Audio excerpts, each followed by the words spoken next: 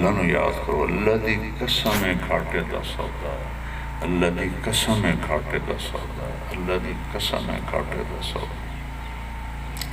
آج کدی یہ بولن والا ہوندا نا تے تھانوں دسیا کہ میں کیڑیاں موجاں چ پیا ہاں، اج سامنے جا کے مٹی چ پا دے ہونا۔ بڑی قبر تو بڑا ڈر لگتا ہے، لیکن ایڈی بڑی تسلی ہے کہ اللہ اپنے نبی نے بھی قبر ہی چھپایا۔ نہیں تو اندر ڈرائنگ روم بناؤ تو سونا جا بیڈ بچھاؤ تو میرے نبی نو پا دو۔ اور جتھے ایسے کھلو کے سلام پڑھنے ہیں، روضہ مبارک دا انجینئر میں نے ملیا 2 سال پہلے، اس نے جا کے پورا نقشہ دکھایا، جتھے آپ کھلو کے سلام پڑھنا ہے تو 3 فٹ ہیٹھاں آپ دی قبر مبارک، کیونکہ مدینے تو برائی ہوندی گئی نا، برائی ہوندی گئی 3 فٹ ہیٹھاں۔ تو اگر اللہ راضی ہے نا،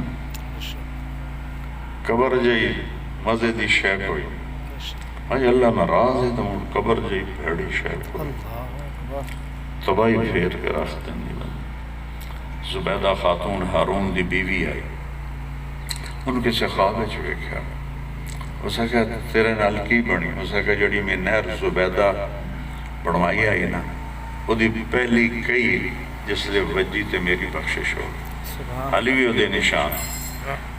اس خواب والے آکھیا تے تیرا رنگ کیوں پیلا ہے؟ اسے کہا ساڑھے نال بشر مریسی ہے، یہ ایک بڑا بدماش بندہ ہے، وہ دی قبر ہے تو انہوں قبر جھٹکا دیتا ہے، وہ دے جھٹکے دی آواز نال سارے قبرستان دے لوکاں دے رنگ پیلے پہ۔ اللہ دی قسم ہے یہ سب کچھ ہو رہا ہے۔